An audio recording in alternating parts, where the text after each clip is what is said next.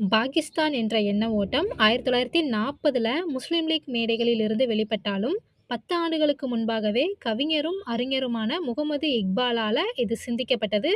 1930ல அலகாபாத்ல நடைபெற்ற முஸ்லீம் லீக்கின் ஆண்டு மாநாட்ல இக்பால் வந்து ஒருங்கிணைக்கப்பட்ட வடமேற்கு இந்திய முஸ்லீம் அரசை தான் காண விரும்புவதாக கூறினார். யார்னா இந்த முகமது இக்பால்.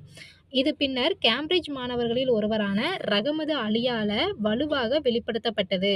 ஆ லீக்கின் அடிப்படை கோரிக்கையானது இருநாடு கொள்கை. அதாவது முஸ்லீம் லீக்கோட அடிப்படை கோரிக்கையே வந்து என்னன்னா, இருநாடு கொள்கை அப்படிங்கிறது தான். இதனை முதலில் சர் வாசிர் ஹாசன் என்பவர் தான் 1937ல நடைபெற்ற பம்பாய் லீக் மாநாட்ல தனது தலைமை உரையில வந்து குறிப்பிட்டிருக்காரு.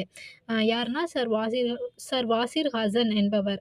ஆ எப்பன்னா 1937ல பம்பாய் லீக் மாநாட்ல அவரோட உரையில வந்து குறிப்பிட்டிருக்காரு. இந்த பரந்த கண்டத்தில் வாழும் இந்துக்களும், முஸ்லிம்களும் 2 சமூகங்கள் அல்ல. ஆனா பல வழிகளில் இரு நாட்டினராக கருதுதல் வேண்டும் அப்படின்னு குறிப்பிட்டவர் வந்து யாருன்னா சர் வாசிர் ஹாசன். நன்றி.